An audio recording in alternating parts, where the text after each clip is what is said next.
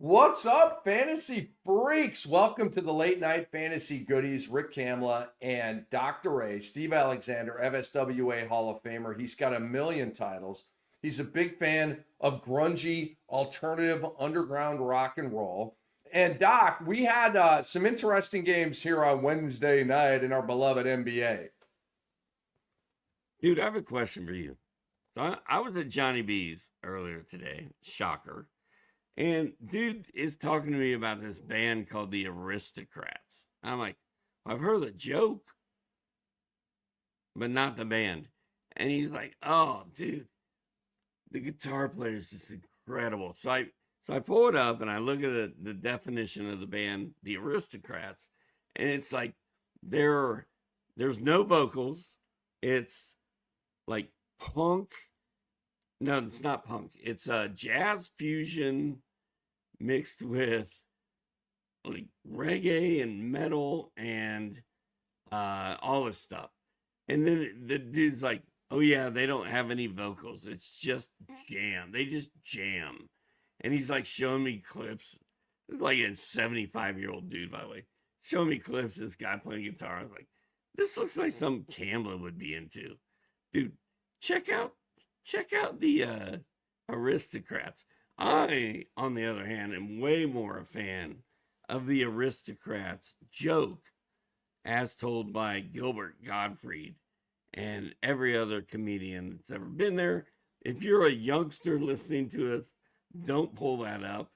If you're old and you want to see something sick and funny, check it out. Dude, it doesn't take me long to hear what I want to hear, right? And I literally played one bar off of a live song off of Freeze Live in Europe 2020 by the Aristocrats. Thank you for tell your buddy that your boy Cam appreciates that. I love jazz fusion and offshoots of Oh, that. dude, that's your band. That's your new favorite band right there. Yeah, I'm I'm telling I'm you right now. psyched. I'm psyched. I'm gonna definitely check this out. He's going to see him at the 40 Watt in like 2 weeks. He found out about him like 8 days ago. He already booked the hotel room. He's going to the show. He's an old man. I'm like, more power to you, brother. Go get it. I'll be at home in my bed or in my office. No, he's a guy like me. I go see live shows here in St. Pete. I will travel to see shows and get a hotel if I have to. I'm not getting a hotel for the Aristocrats. I would get a hotel for the Disco Biscuits or Mastodon or Hey, Tool or something like you that. haven't listened to the Aristocrats yet. Tomorrow you may listen to them tonight and be like, I'm gonna go find this band. I All could right. see that happening. Everything I read about it was like, oh God, this is Rick Kamla right here. No, I'm stoked, man. I'm stoked. I love adding new bands to the repertoire. So before we dive into the recap of Wednesday night's game and start with our Magic Man, we want to tell you about our sponsor, Bet Online. They continue to be the world's most trusted betting platform and your number one source for online betting in 2025. Whether you're a seasoned fan or a first-time bettor, Bet Online is your ultimate game day companion. With the largest selection of odds on everything from football, pro and college, NBA, college basketball, NHL, UFC, BetOnline is the number one sports betting source for the new year. From touchdowns to three-pointers to hat tricks, BetOnline has you covered on every game, every play, and every win. BetOnline, the game starts here. So it was a feisty Wednesday night in the NBA. Doc, tee us off here with your Magic Man. Who you got? Oh man, it's a tough night to pick a Magic band, right? I thought it was. Like I'm struggling. I'm still struggling. All right, let me get in there. I had it sort of figured out, but we did a whole nother show before this, and it threw me all off. I'm gonna go with torn between. There's nobody that really went crazy. You know who I'm going with? Overrated Jalen Williams. I can't. They lost. I can't do it. Never mind. Rick, you go first. It's your turn to go first. I still got to figure this out. All right. I want to get creative with my Magic Man of the night because the high man for the night, Zach LaVine and Shea Gilgeous-Alexander with 31. It wasn't a phenomenal statistical night. I want to go a little creative here. I want to make my Magic Man of the night Kobe Altman, the shot caller of the Cleveland Cavaliers. He was the point man for all of this. Donovan Mitchell was going to leave Cleveland unless they whacked the coach, J.B. Bickerstaff, and hired Donovan Mitchell's guy, Kenny Atkinson. And we know that J.B. Bickerstaff is performing miracles in Detroit right now, but he's not 32-4. Kenny Atkinson is clicking with this club and with Donovan Mitchell like J.B. Bickerstaff. And look, they won 99 games in 2 years with J.B. Bickerstaff. They were very, very good. Right now, they're elite. Right now, they look like a finals team, okay? So Kobe Altman had his hand on the steering wheel of that. Kobe Altman, Doc, when Rich Paul came out through Windhorst, I think, and said, I can't remember the source, but or the reporter, but Rich Paul came out per a source and was saying, like, if Donovan Mitchell comes back to Cleveland, then Darius Garland's got to be moved. Darius Garland came out and said, no, that's not true. I'm happy here, okay? So Kobe Altman did not take the bait and trade Darius Garland. And now Garland and Mitchell are actually playing together. They look functional and comfortable with each other. And I mean, in this game that we're about to talk about on Wednesday night, Darius Garland was making shots. He's coming downhill. He's lobbing to either Mobley or Allen. And just totally in sync. And it's like, these dudes right now, Doc, it doesn't matter who the fifth guy is. If it's Max Strus or Okoro, they're starting Dean Wade right now. This core four is unbelievable. But nobody has gotten near the production in terms of wins out of this core four that Kenny Atkinson has. So I want to give a huge shout out to Kobe Altman, the shot caller of the Cleveland Cavaliers, for making some really bold, ballsy decisions that, I mean, he's like won the lottery with this so far. They're 32-4. Well, Kenny Atkinson too, man. Like I like raving about Ime Udoka and how much I'd like for him to coach my kid. Kenny Atkinson is no slouch. What a job. What a job they are doing in Cleveland. I'm gonna go. This is easy, actually. I don't know why I made a big deal about it. Gershon Yabusele, the dancing bear. No Joel Embiid, 21 points, 8 boards, 3 assists, a steal, 2 blocks, 5 3-pointers, 6 of 11 from the field, and he made all 4 of his free throws. I've been writing about the Dancing Bear, Yabu, Gershon, whatever you want to call him, for a minute. And I'm like, I don't care if Joel Embiid is playing or not. This guy should be rostered in fantasy leagues. Make sure he's on your team, dude.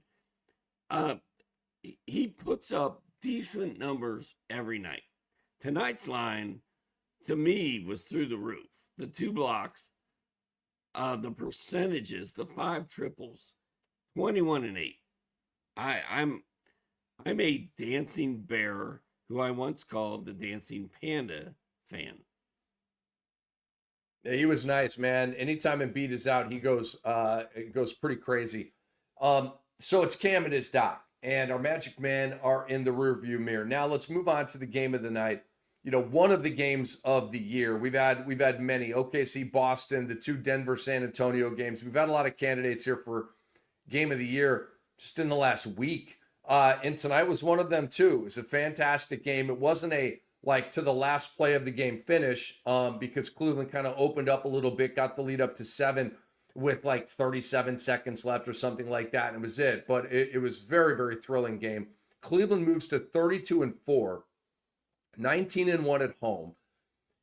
Doc, they scored 129 points against Oklahoma City, the number 1 defensive team in the NBA. 129 points.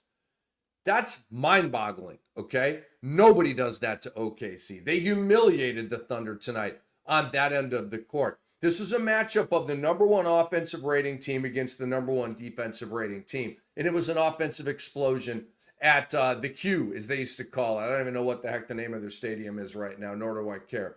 Doc, Jared Allen and Evan Mobley were unfreaking stoppable. I actually felt bad for Isaiah Hartenstein tonight. I did. He was in foul trouble. I thought his fourth or fifth foul was some bullshit, but he flirted with a triple-double. He was tapping rebounds, and he was doing his thing, okay? But it was an avalanche of athletic big mouthing you with dunks and little lay-ins with Jared Allen and Evan Mobley.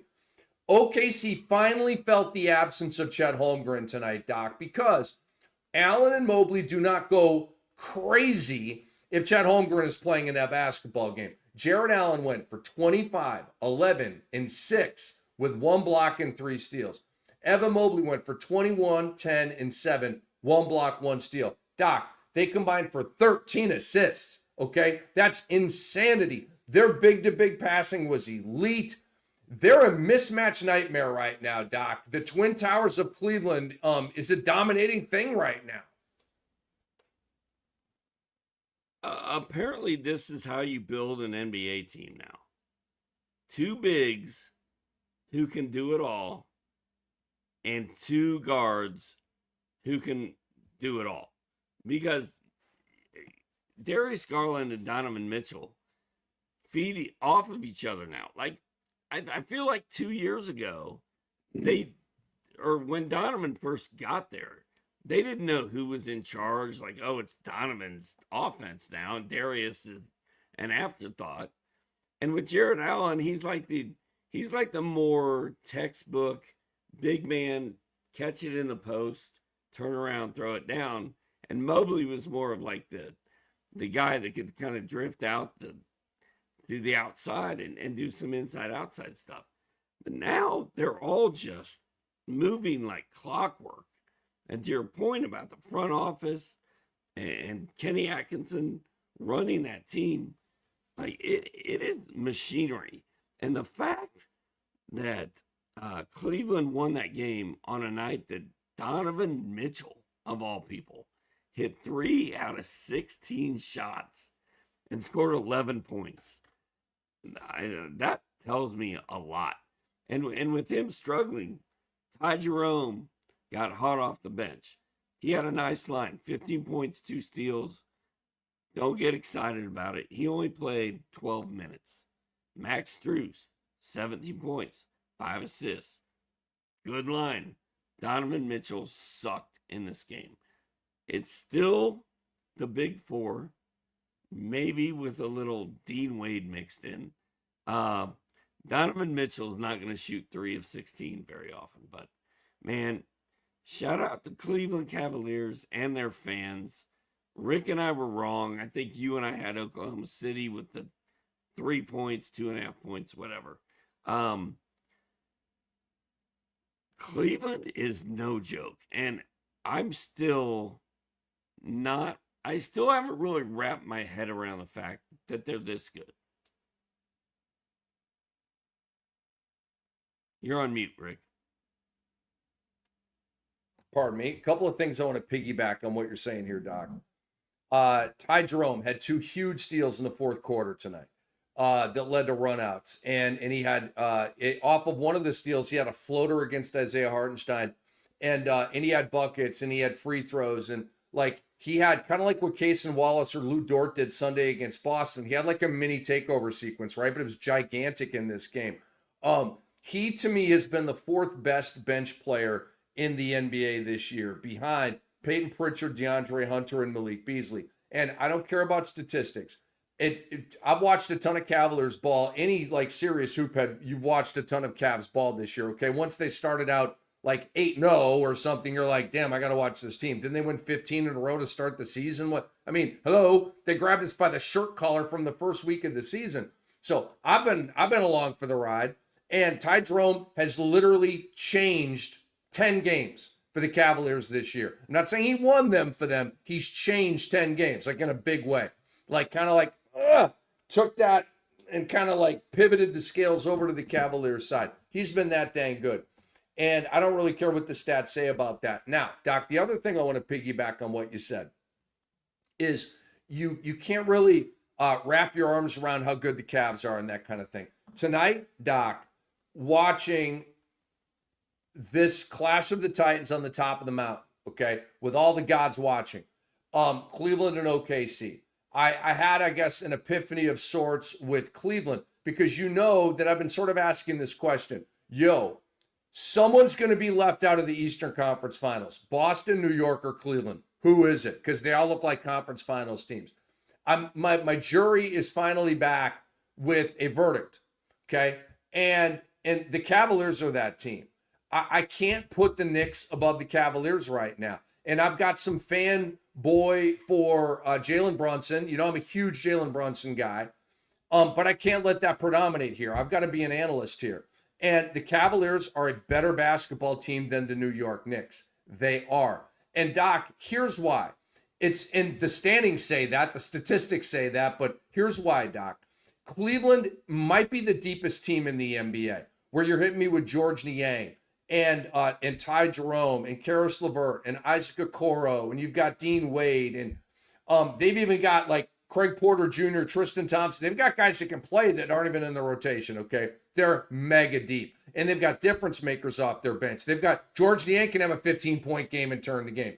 Okoro can have a 12-point game with 3 steals and turn the game. These guys can all turn the game, okay? They're impact bench players.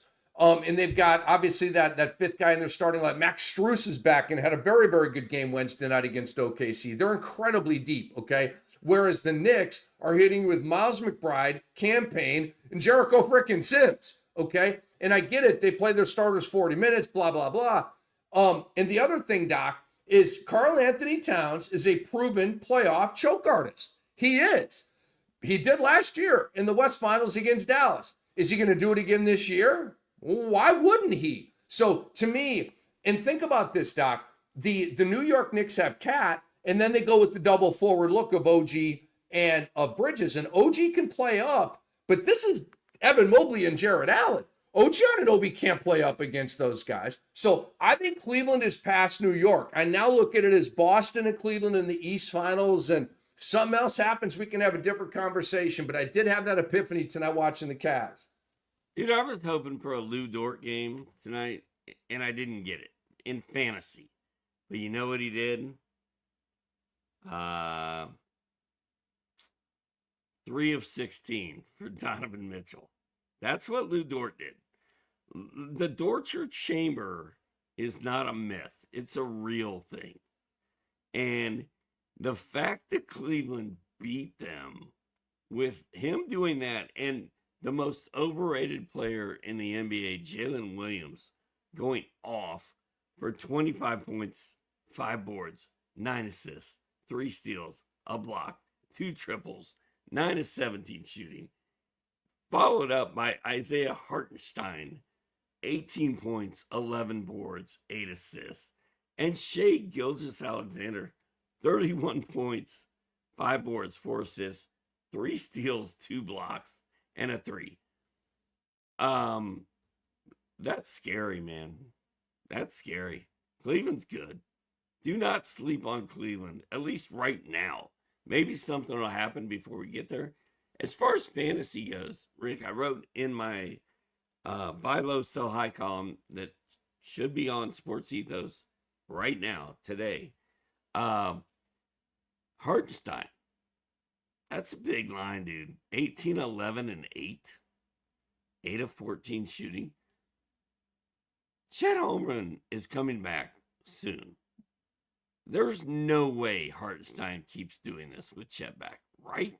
Like, as good as he's been and as good as he's playing, do you consider Hartenstein a sell high, or do you think he and Chet can coexist and Cason Wallace goes bye-bye? Well, you're hitting me with another really good one here, Doc. Given the I'm holding on to Isaiah Hartenstein. He's career highs across the board. He's earning all of the money that they paid him. We don't necessarily know when Chet Holmgren is coming back. So there's that. I mean, Chet could come back in 2 weeks. He could come back in 2 months. I don't know when he's coming back. So I'm going to ride this out. And I don't know. Like Dagenham may start Hartenstein and Chet and be like, yo, we just lost to a Twin Tower look that literally that's why we lost that game. And so let's get our Twin Tower look going here and let's develop this and really germinate it. And the only way you do that is by playing them together, Doc, as opposed to staggering them with Chet starting and Hartenstein off the bench. So long story short, I'm hanging in there with Hartenstein. The numbers are really, really juicy from him right now. They are. And I'm not saying this is a panic sell moment. Like, oh my God, I've got to get rid of Hartenstein. Because I think he and Chet can coexist. But the other part of my brain is like, if Chet Holmgren is in that lineup, there's no way that Hartenstein can do what he's been doing. Maybe he can. Maybe I'm crazy. But I would at least throw it out there and be like, hey, dude, do you like what? Let me show you what Isaiah Hartenstein's done for the last month. Are you interested in this? Yeah, I'll give you something crazy for that. I'd at least explore it, but yeah, I cannot wait for the playoffs, dude. Like I love fantasy season, but I get fired up for the NBA playoffs, and they're going to be amazing this year. I can't wait. No doubt about it, man. Might have been a finals preview between Cleveland and OKC. We will find out in due time. Philly beat Washington tonight. We did not get the 50 from Tyrese Maxey that we were hoping for and predicting with Joel Embiid and Paul George out. He had 29, and it was enough. Philly got the victory. Doc already talked about Yabusele, who it's very, very obvious, guys. If Embiid doesn't play, Yabusele is at the very least a phenomenal streamer. And Doc made a good point. Like he's stringing together some very consistent performances here with a lot of fantasy gold. And Doc, it's fun, man, because watching him, I gotta blow my nose, dude. Take it from there here, Washington. Kyle Kuzma, Rick, when we were done last night, when you were in a mucus coma by the time we were done, you had convinced me that Kyle Kuzma was done for the season. I was like, Kuzma's done, dude. He's got a calf. He's got what Luka's got, and he had a calf contusion, dude. I thought homie was done. I thought he was lo out, and behold, he played the night. And guess what that meant? Justin Champagnie, 17 minutes, 5 points, 2 rebounds, 1 assist. I am off the Justin Champagnie train unless Kuzma is out. Kuzma was decent. Jonas Valanciunas started. Alex Sarr didn't play because of I can't believe we're still using non-COVID illness. That's where we are. Okay. Alex Sarr was sick. Okay. So that meant Jonas Valanciunas started, had a nice double-double. Bub Carrington, our guy, dude, 31 minutes again. He's playing minutes. He just can't put it all together. I'm hanging in there with him. And Corey Kispert, hello? He's on is it a 2-game rampage, a 3-game rampage? 2 games. 23 points in back-to-back games. Solid numbers across the board. When this team goes into full tank, I'm losing my voice. When this team goes into full tank mode, Corey Kispert is going to play. Just a name and a guy to keep in the back of your brain. And if he scores 20 again in his next one, I guess it's time to pick him up. Keyshawn George is now the guy over Justin Champagnie. Champagnie came off the bench for him, and Doc is right. I'm out on Justin Champagnie as well, unless Kyle Kuzma's out. But if Kuzma's there and Keyshawn George is starting, then Justin Champagnie is just going to be too inconsistent. He would be a Hail Mary streamer on a light night at this point. maybe get you 7 points, 4 rebounds, steal, and a 3. A Torian Prince type of line. But Jared Butler versus Bub Carrington is something that we got to watch for here. Bub Carrington had a really dud line tonight. Jared Butler did not. And Jared Butler over the last 3 games. So let me give you the point flow here. He's gone 17, 14, 26. Traction, assist, 5, 5, 7, steals, 1, 1, 1. And he's been at least a 3 ball in every game. He's been better than Bub Carrington over the last 3 games. Just saying. So keep your eye on that. Jared Butler is really pinching Bub Carrington right now. Jared Butler played 20 minutes. Bub Carrington played 31. Bub Carrington played 11 more minutes than Butler. Butler shot it 19 times in 20 minutes, dude. And he had 26 points and 7 assists. And as you just dictated, his last 3 games have been good. Maybe we're not seeing the forest through the trees, bro. Should we be dropping Bub Carrington and picking up Jared Butler? Like, I don't even know what to think here. I don't even know my mind can't process this. So I'm out on Bub Carrington and I'm streaming maybe Jared Butler. I just think Jared Butler has really muddied the water here. And I don't like whoever Washington plays in the next game. I'm not like, oh my God, I've got to get some Jared Butler for this game. I'm just not there yet on him. But to me, it's not even a Jared Butler thing. It's just, okay, now we've got a timeshare kind of thing at point guard. And so it sullies me on Bub Carrington, who I would send back to waivers right now. And dude, it's Washington.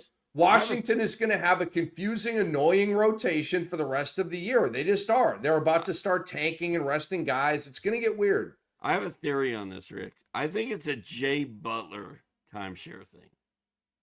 Jimmy Butler is in the woods stoking his campfire by himself with his hoodie on. He's got a Yeti cooler with him. He's just out in the wilderness by himself. And somebody's got to pick up the Jay Butler slack. So Jared Butler, the other Jay Butler, is like, well, there's a Jay Butler gap in the universe right now, and I'm going to fill it. So he's filling in for Jay Butler until Jay Butler comes back. And then Jared Butler will go away. But right now, man, he's awesome. He's awesome.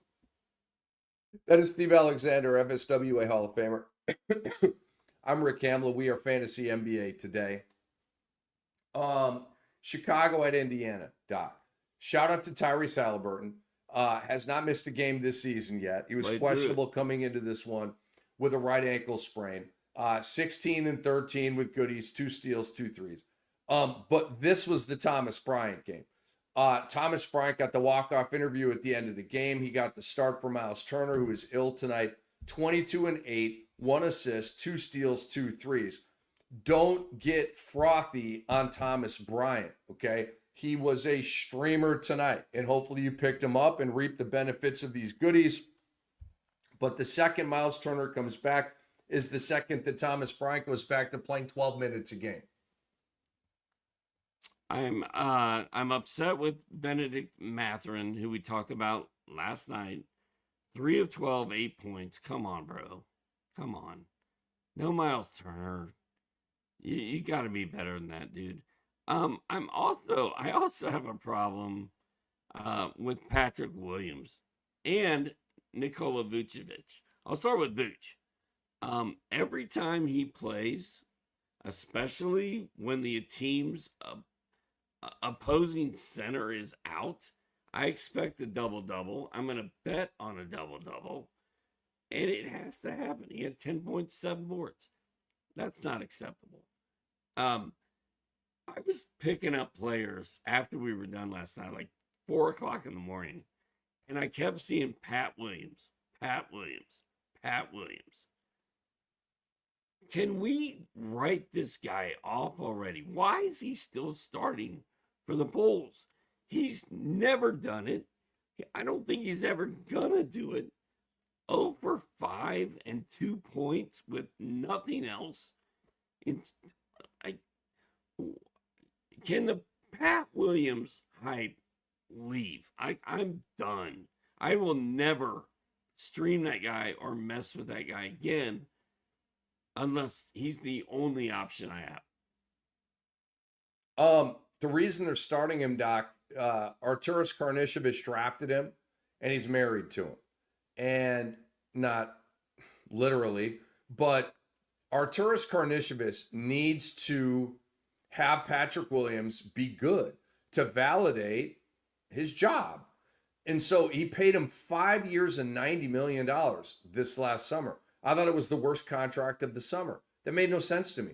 They bid against themselves. Not one team in the NBA was going to pay Patrick Williams more than 3 years and $30 million. Okay. He's a bench player. He's Caleb Martin. He's Taurean Prince. He's Kelly Oubre. Like, he's in that vein of player. It's a joke. Fantasy question. Have you reached sell high on Zach LaVine territory yet? Or are you on the Mayflower and you're going down with the ship? Like, are you all in on Zach LaVine? I mean, yeah. Because that's your boy. That's your guy. I don't know what the future holds. So that's why I'm kind of pausing here. Zach LaVine has had some nicks this year, but he's hustled back to the court as I thought he would, because the reputation's been getting salty, frankly, with missed games, quarreling with Billy Donovan. And I think Zach realized, I got to clean up my reputation, man, because your reputation helps you get paid. For some reason, Russell Westbrook has developed a bad rotation and nobody wants to pay him anymore. Zach LaVine doesn't want to go down that road. So he's trying to change that this year, and frankly, he's doing a very good job of it, as I view it. Playing his ass off, playing hard, playing defense. He went 31-4-4 tonight. But if it'd be the kind of thing, Doc, where I don't know if I'm shopping Zach LaVine, but if somebody came to me with an offer that I felt more solid about, I would entertain that offer. But I had a Zach LaVine opinion in the preseason. He's completely backed that up here. And Doc, the Bulls are in the play-in tournament right now. I don't know that they're going to get their Cooper flag on. I really don't. I think that ship has sailed. It's too late. Dude, they won 17 games. It's too late. But I still can't wrap my head around the fact that Zach LaVine still plays for the Bulls. Like, it's the equivalent to next year, a year from now, you and I are sitting here like, can you believe Jimmy Butler is still with the Heat? I mean, that's where we are. That's like 2 years ago, Zach was gone, dude. He was gone. Like, never play for the Bulls again. And here we are. So, I mean, it's a sort of a Christmas miracle, a President's Day miracle that he's still doing it. But, man, Zach's been good. He's been good. He's been healthy. So, all right, next game.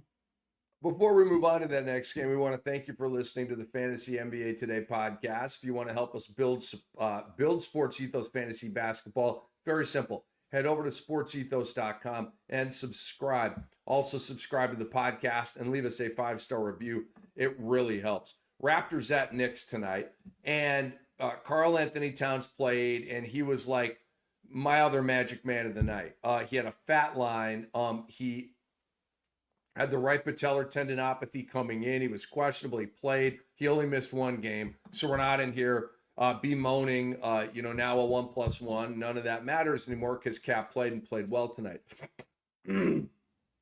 Doc, we talked about the reunion game angle on Tuesday night. OG Anunoby against the Raptors, 27 points, 3 stocks, 4 threes. Emmanuel Quickly against the Knicks had his best game of the year, 22, 3, and 5, 1 block, 1 steal, 3 threes. And RJ Barrett didn't go off, but he played well, 16, 5, and 2 with a block and a steal and a 3. Sorry, I am struggling here, man. The reunion game angle, Doc, might not be undefeated, but the reunion game angle is well over 500. Like it maybe playing 750 basketball, the reunion angle, man. You call it reunion, I call it revenge. I think it's revenge. Like, oh, you trade me? Okay. Shout out to Karl Anthony Towns. I really didn't think he was going to play in this game. And you know what? If he wouldn't have, Toronto might have beat him. So that just tells me that Karl Anthony Towns wasn't really hurt. He got a night off, a probably much needed night off. Josh Hart, another double-double. What a stud.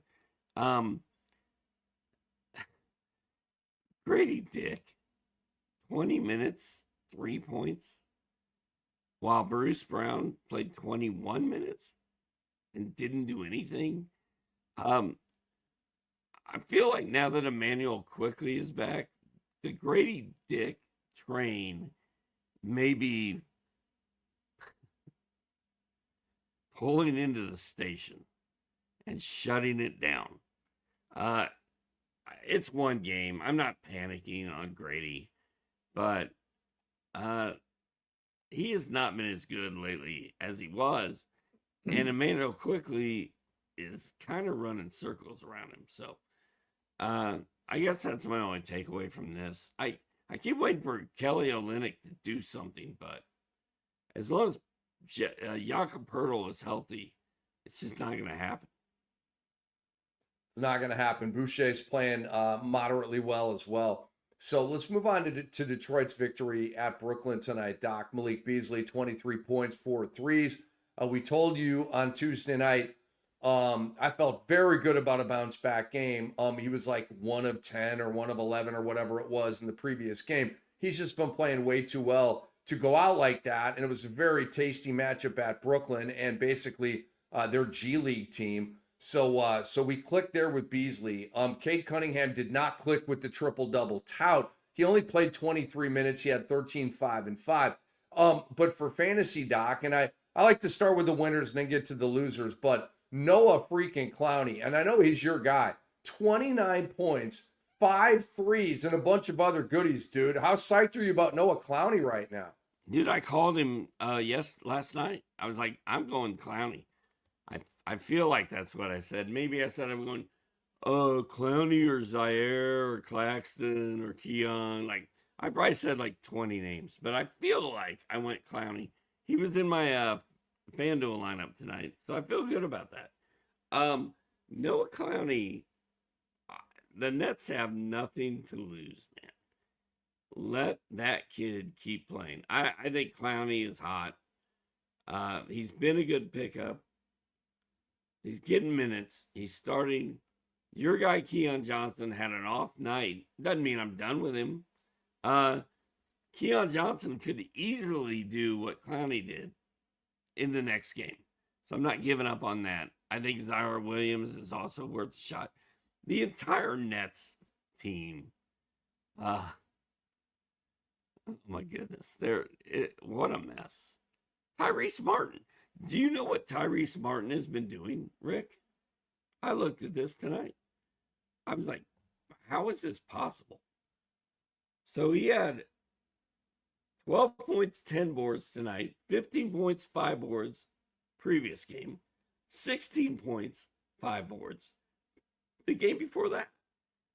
He's kind of a steals machine. No blocks, limited threes. Tyrese Martin in a deep league is not a bad play. I like it. We go deep here on Fantasy NBA today. Ethos After Dark. Cam and Doc recapping Wednesday night slate. Portland at New Orleans. Portland obliterated the Pelicans tonight. The Pelicans gave up. Doc, let's start with the winners here, and then I'll go to the Pelicans because I got a take for you here.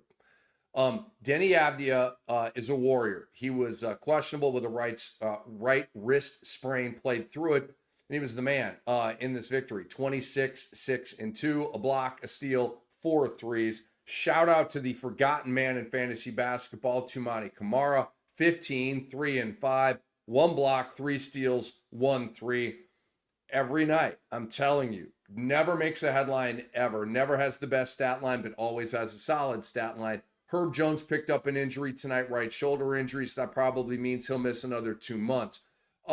Doc, I am fearing, I actually am going to do a Google search here on the air right now to make sure that a coach has not been fired.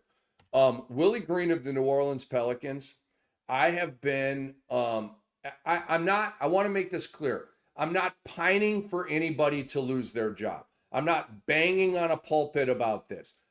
Pelicans want to keep paying Willie Green, employing him, cool. You want to let him go? I'm cool with that too, okay? I'm not pining for anybody to lose their job. But Doc, I have been wondering, with all the losses with New Orleans, and I understand Ingram and Zion, but they've lost too much, even with those injuries for me, okay? Tonight, an embarrassing home defeat where the team gave up to the Blazers, bro. I wonder if we don't get a Woj bomb. Pardon me, Woj is no longer in this thing in the media space right now. I wonder, old habits die hard, but I wonder if we get a Shams bomb about Willie Green tomorrow morning, dude. I'm kind of bracing for that right now. Dude, Woj bomb flows so much better than Shams bomb or Haynes bomb. They're still Woj bombs, even if they're not coming from Woj. And Woj knows that he is the founder of the bomb. He knows that. That'll be on, yeah, like Woj is the bomb. I'm just gonna go through this quick takes, right? Eve Meese, don't drop him. Bad game. Brandon Boston, where the hell are you when all this chaos is going on? Pelicans, you're 7-31 and you're thinking about running Zion out there? You're kidding me, right? Oh, Rick, you buried the lead. Zion didn't play tonight, right? We already knew that. He can't play in back. How in the world could you expect that kid to play in back-to-back games? I mean, you saw him on that 360 windmill. He barely got it in. I mean, it was kind of a pathetic dunk. I mean, as soon as I saw him do that, I was like, oh, there's no way he's playing tomorrow. This kid's not healthy. Sarcasm. Give me a break. If you have Zion on your team and he plays in his next game, move him immediately. There's no reason for him to play another game this season. If he plays another game this season, consider yourself lucky. And as far as Portland goes, Tumani Kamara, stud. Quiet stud, man. I picked him up everywhere. Rick is all in on him. I'm all in on him. Denny Avdiva, dog.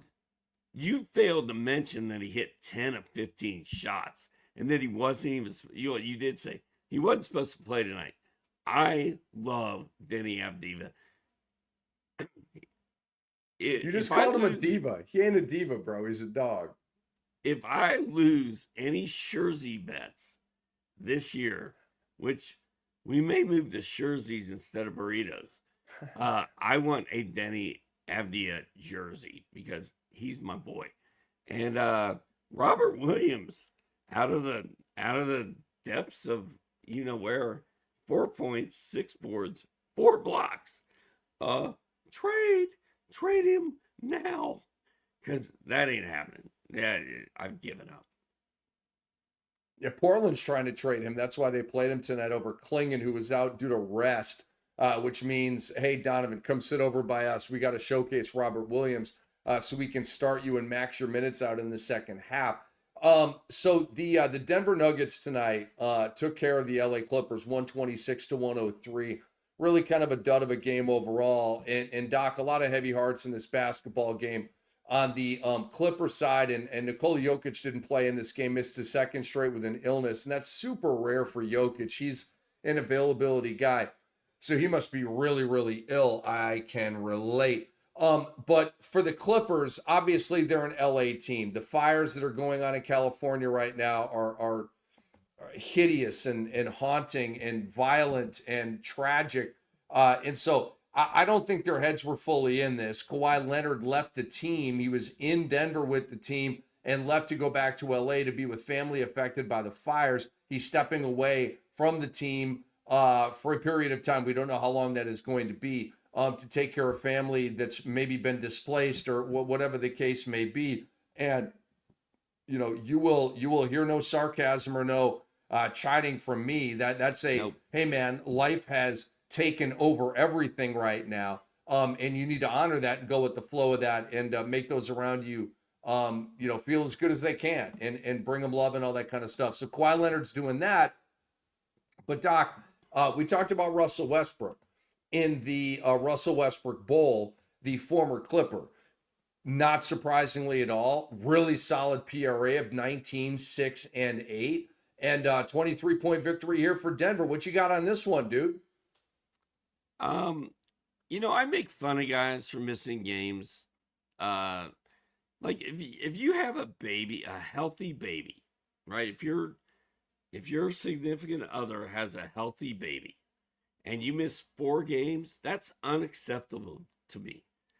I know that life comes before money and career, but you're getting paid like $1 bazillion to play basketball.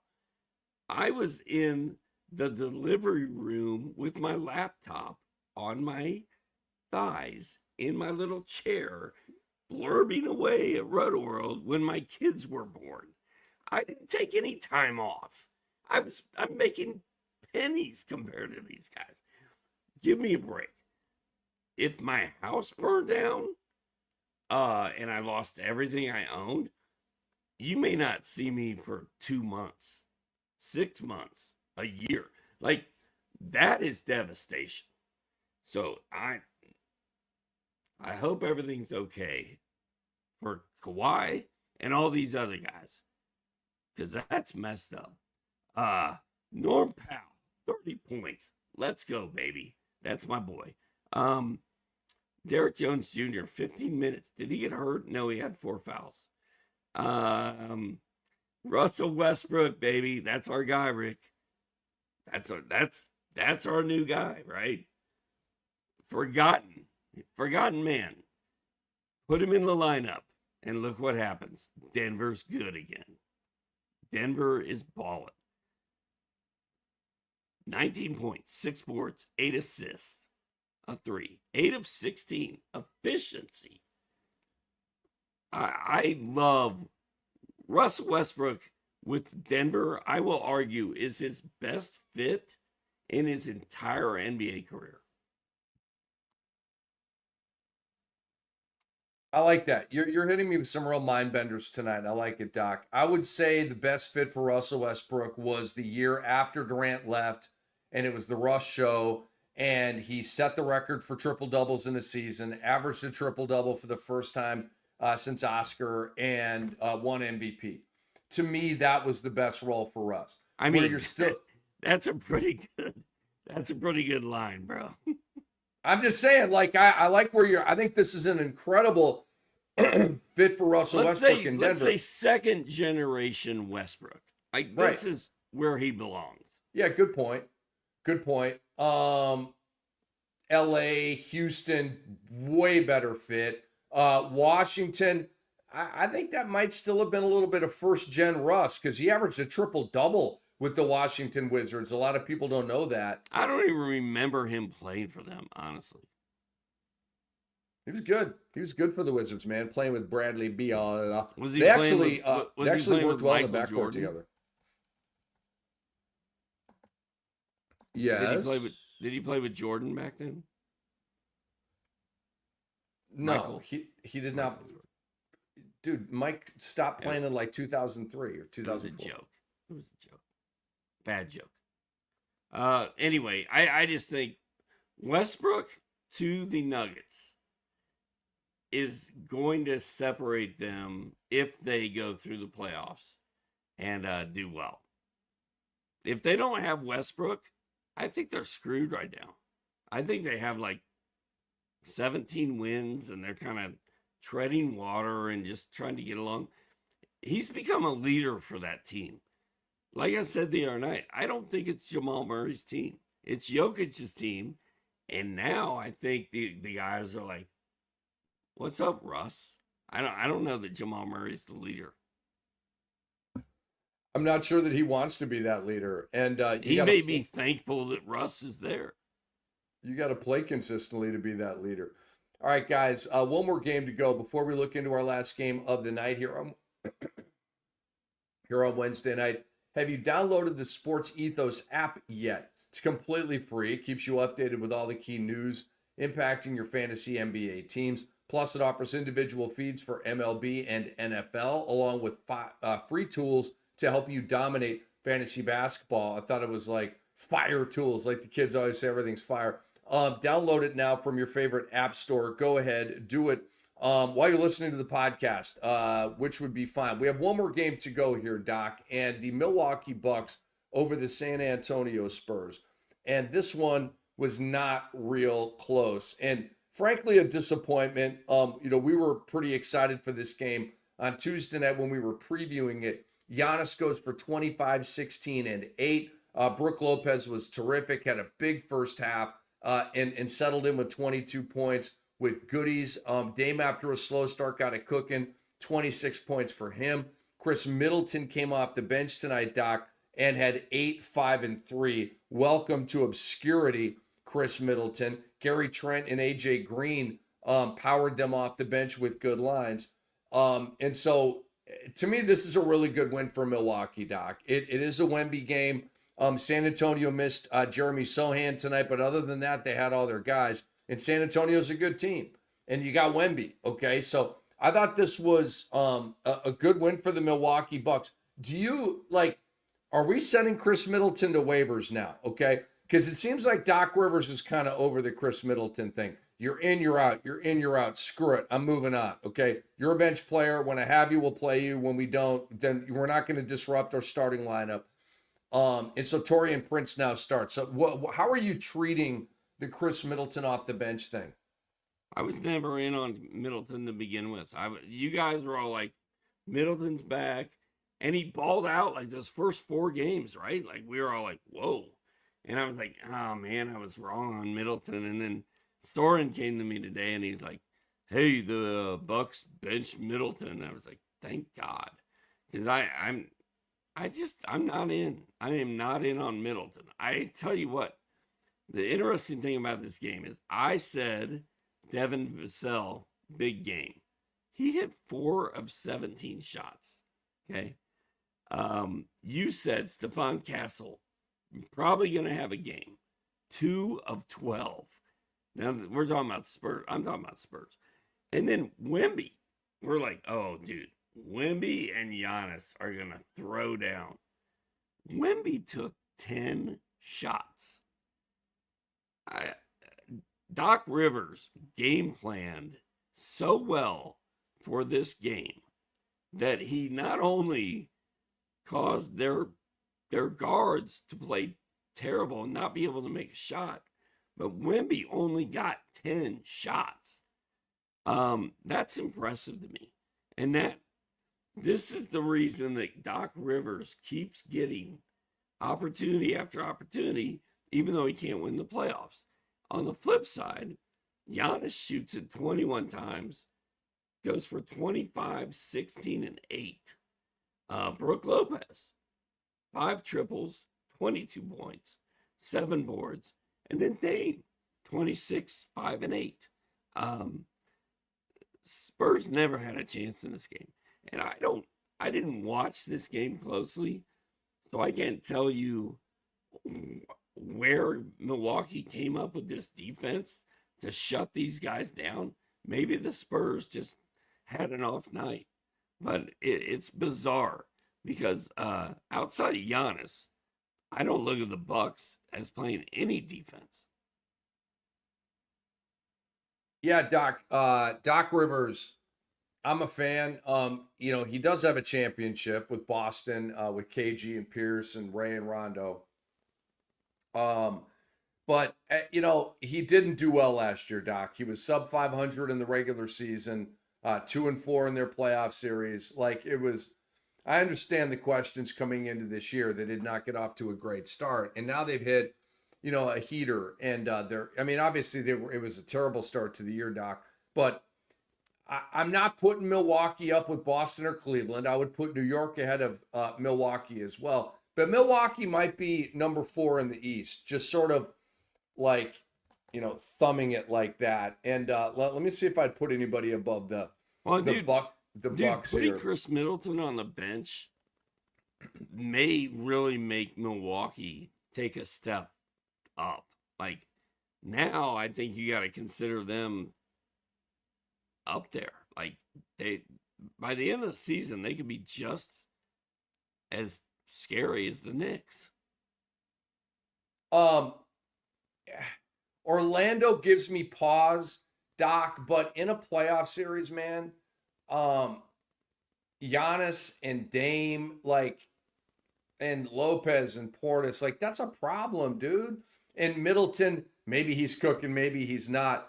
I just think I just would probably ride with Giannis and Dame and the star power there over Orlando. And they're still young. They're still ascending. And I think there's a real feel with Milwaukee of desperation and urgency, right? They kind of tricked off last year. It's been 2 miserable years in a row with Giannis not being able to finish with injuries and that kind of thing. You've whacked 2 coaches about it, Coach Bud and Adrian Griffin. So I feel like there's a lot of urgency with that Milwaukee program right now. And I would put them at number 4 in the East over Orlando, even though the record says Orlando is a game and a half better than the Milwaukee Bucks. I still don't trust the Bucks defense in the backcourt. I'm more inclined to believe that Devin Vassell and Stephon Castle just suck tonight, as opposed to stifling defense from Milwaukee shut them down. Because I just don't think that Milwaukee has that backcourt D. I just think the Bucks had an off night. That's where I'm at. Doc, anything else you want to tell the people? Anything you want to promote here before we say night to our people? Buy Low Sell High is out at sportsethos.com. Check it out. Love it, man. That is Hall of Famer Steve Alexander. For he and for Andre Lemouche, our great producer, I am Rick Kamla. Thank you all for tuning in. Doc and I have recorded a brand new segment previewing the Thursday slate, with all the insights you need to dominate your matchups. So check that out. It's going to be released a few hours after this episode. And this episode right here was proudly brought to you by Bet Online. We will see you all Thursday night. Enjoy the hoops.